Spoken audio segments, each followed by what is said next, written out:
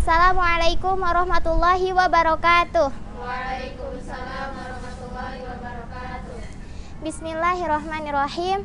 Alhamdulillahirabbil alamin wa bihi nasta'in ala umuri dunya waddin. Assalatu wassalamu ala Muhammadin khatamil anbiya'i wa sayyidil mursalin wa ala alihi wa ashabihi wa man tabi'ahum ila yaumiddin. Amma ba'du. Baiklah, hadirin Nabila saat ini untuk menjelaskan satu pembahasan yang terdapat dalam kitab Al-Akhlaq lil Banat karangan Al-Ustadz Umar bin Ahmad Baroja rahimahullah, yang berjudul Kisah-kisah Nyata tentang Adab, yang insya Allah setelah pembahasan ini semoga kita bisa mengambil hikmahnya dan dapat kita contoh dalam kehidupan kita. Amin, amin ya rabbal alamin. Untuk kisah yang pertama itu dari Imam Syafi'i, yang mana dahulu ketika Imam Syafi'i menuntut ilmu, Imam Syafi'i sangatlah beradab kepada gurunya, yakni Imam Malik. Sampai Imam Syafi'i berkata,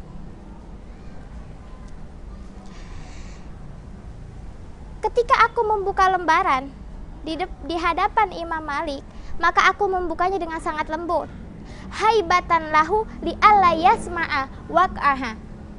Aku membukanya dengan lembut karena bentuk segan aku kepadanya, kepada guruku Imam Malik, agar dia tidak mendengar apa yang sedang terjadi. Jadi dari kisah ini kita bisa melihat, kita dapat mengerti bahwasannya Imam Syafi'i sangat beradab di hadapan Imam Malik. Bahkan sampai membuka lembaran buku pun sangat lembut agar Imam Malik tidak terganggu atas apa yang sedang dilakukan oleh Imam Syafi'i. Untuk kisah yang kedua, kisah dari kisah dari Rabi ibnu Sulaiman, yang Rabi ibnu Sulaiman ini terkenal sangat menghormati gurunya, yaitu Imam Syafi'i, dengan penghormatan yang sempurna. Dan dia berkata, wallahi majtaratu an ashrabal ma'a amama Syafi'i wa Syafi'i yanzur ilayya haibatan lahu. Jadi demi Allah, aku itu enggak berani. Aku tidak berani untuk meminum air sedangkan Syafi'i melihat padaku karena aku segan padanya. Jadi sebegitu menghormatinya Rabi ibnu Sulaiman ini kepada gurunya, yakni Imam Syafi'i. Bahkan ketika ia ingin minum dan Imam Syafi'i melihat kepadanya, ia takut, ia tak berani karena segan kepadanya. Dan karena hal itu Imam Syafi'i menyukainya dengan sangat menyukainya. Bahkan Imam Syafi'i berkata, lau qadartu li ut'imaka ilma la'at amtuka iyah. Yang artinya, jika aku mampu memberimu makan dengan ilmu, maka akan aku berikan engkau makan dengannya. Maksudnya gimana? Jadi maksudnya Imam Syafi'i berkata, jika aku mampu mengenyangkanmu dengan ilmu, maka akan aku kenyangkan engkau. Jadi karena begitu menyukai Rabi ibnu Sulaiman ini, Imam Syafi'i sampai hendak membuatnya memberikan ilmu sebanyak-banyaknya hingga Rabi ini merasa kenyang gitu. Itu ibaratnya. Sampai penuhlah ilmunya, banyak ilmunya. Nah, kisah ketiga ini dari Khalifah Harun Harun Ar-Rasyid. Khalifah Harun Ar-Rasyid ini mengirimkan kedua anaknya, yakni Amin dan Ma'mun, kepada guru yang alim yang bernama Kisai. Ketika Kisai hendak keluar, mereka berdua, Amin dan Ma'mun ini, mereka berlomba-lomba saling berebut sendal untuk menyiapkan kepada Kisai. Hingga pada akhirnya mereka berdua sepakat untuk melakukannya bersamaan, dengan Amin membawa satu sendal milik Kisai dan Ma'mun juga membawa satu sendal yang lainnya milik Kisai untuk menyiapkannya. Maka Khalifah mendengar hal itu, maka diutuslah seorang utusan kepada Kisai dan bertanya, siapakah manusia paling mulia? Kisai menjawab, Amirul Mukminin. Tapi utusan itu kemudian menjawab kembali, tidak, manusia yang paling mulia adalah yang anak-anak Amirul Mukminin ini berlomba-lomba untuk menyiapkan sendal sebagai bentuk penghormatan kepadanya. Nah, dari hal itu, Kisai ini merasa salah dan hendak melarang mereka berdua, yakni Amin dan Ma'mun, untuk mengulangi hal tersebut di lain waktu. Maka Khalifah Harun ar-Rasyid ini berkata, jika kau melarang mereka berdua untuk melakukan hal tersebut, maka aku akan mencegahmu dengan sebenar-benar mencegahmu. Karena kenapa? Li'annahuma lam yaf'ala syai'an yuskitu min qadrihima bal yazidu fi syarafihima.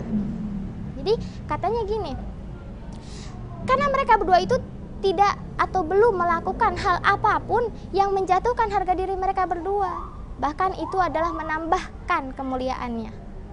Nah, dan aku menghargai atas adab mereka 20.000 dinar, dan aku menghargaimu 10.000 dirham sebagai penghargaan kepadamu karena kau telah mengajarkan adab yang baik kepada anakku, kepada mereka berdua. Jadi dari kisah ini kita bisa mengerti, setinggi apapun derajat kita, yang kita lakukan, apapun yang kita lakukan, seperti halnya menyiapkan sendal untuk seseorang, gitu kan? Kita biasanya melihatnya tuh, ih, kok dia mau ya kayak gini, itu kan sendal orang, gitu kan? Tapi karena mereka berdua ini, sekalipun mereka anak Amirul Mukminin, tapi mereka berdua menyiapkannya sebagai bentuk penghormatan kepada gurunya, maka itu bukanlah hal yang bisa menjatuhkan harga diri, tapi menambah kemuliaannya. Jadi seperti itu.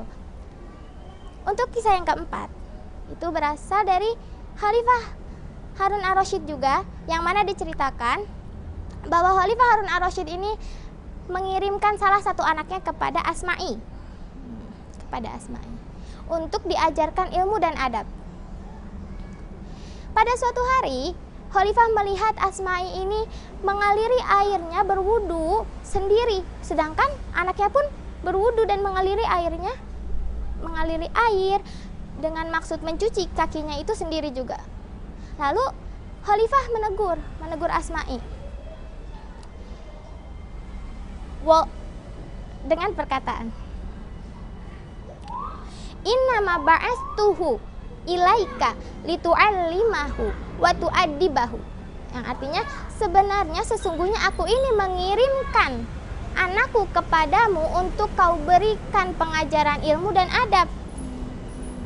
Maka kenapa kau tidak menyuruhnya untuk mengaliri air kepadamu dengan salah satu tangannya dan mencuci kakimu dengan tangan yang lain? Nah, dari kisah ini bisa kita kutip hikmahnya bahwa sebenarnya Khalifah ini mengirimkan anaknya untuk diajarkan ilmu dan adab, kan? Tapi Asma'i ini tidak menyuruh anaknya untuk membantunya. Dengan maksud Khalifahnya ini, janganlah Asma'i ini berwudu sendiri dan mengaliri airnya sendiri selama anaknya ada. Khalifah ini mengirimkan anaknya untuk dipelajari adab, kan?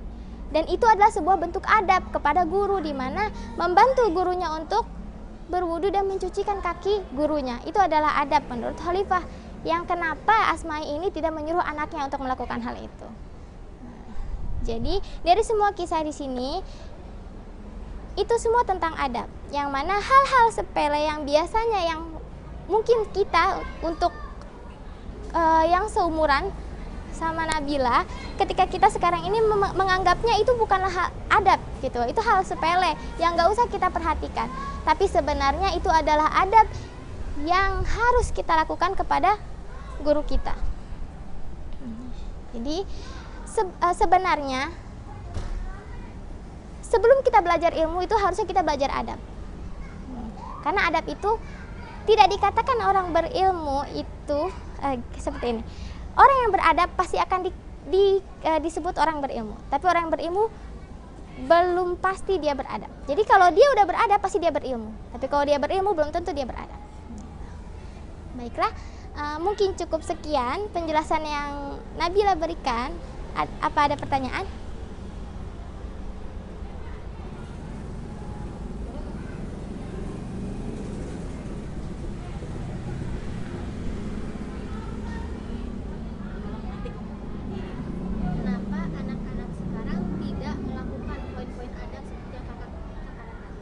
Kenapa anak-anak zaman sekarang tidak melakukan poin-poin adab yang tadi Nabila sebutin?